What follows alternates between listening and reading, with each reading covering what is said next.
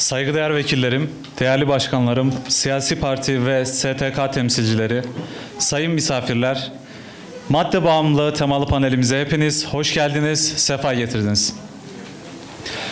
Şimdi Kur'an-ı Kerim tilaveti için Sayın Muaz Demir hocamızı kürsüye davet ediyorum.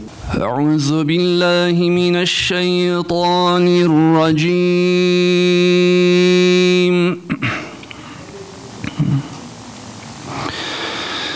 Bismillahirrahmanirrahim.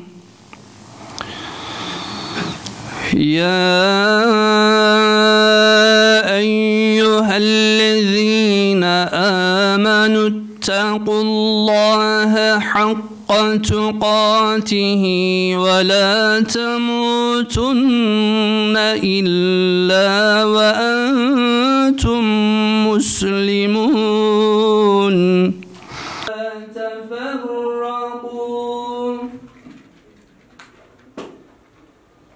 وَاذْكُرُوا نِعْمَةَ اللَّهِ عَلَيْكُمْ إِذْ كُنْتُمْ أَعْدَاءً فَأَلَّفَ بَيْنَ وَكُنْتُمْ عَلَى شَفَا حُفْرَةٍ مِنَ النَّارِ فَأَنْقَذَكُمْ مِنْهَا. Kıymetli misafirler, bir ülkenin gençliği o ülkenin kalbidir. Ve biz bugün o kalbin kanadığı yerden söz edeceğiz inşallah. Sadece haber kanallarında dolaşan bir kavramdan bahsetmiyoruz. Mahallemizde, sınıfımızda, hatta belki de evlerimizde dolaşan bir kavramdan bahsediyoruz. Zira yapılan bir çalışmaya göre evde uyuşturucu kullanıldığı halde anne ve babalar evlatlarının uyuşturucu kullandığını 2 yıla kadar fark edemiyor maalesef. Öyle bir bela ki bir kez temas edildi mi sadece bir bedeni değil, bir aileyi, bir sokağı, bir milleti çökerten zehirli bir girdap. Ve bu girdap ne yazık ki her geçen gün daha fazla gencimizi içine çekiyor. Ortaokul öğrencisinin bile cebinde gezinebilecek bir duruma gelen bu illet kimi dizilerde, filmlerde veya sosyal medya mecralarında özendirici bir tavırda sergilenebiliyor maalesef. Uyuşturucu evet bir sağlık sorunudur ama aynı zamanda bir ahlak, psikolojik, ekonomik ve hatta bir güvenlik sorunudur. Şunu net olarak söyleyebiliriz ki uyuşturucu bir sonuçtur ve bu sonucu ortaya çıkartan sebepler üzerinde yoğunlaşmak gerekmektedir. Bu sonucun ortadan kaldırılabilmesi için herkesin elini taşın altına atması gerekmektedir.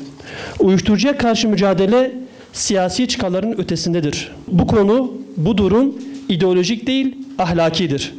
Sivil toplum kuruluşları mahalle mahalle dolaşmalı, gençlerle birebir iletişim kurmalı, onların güvenlerini kazanmalıdır.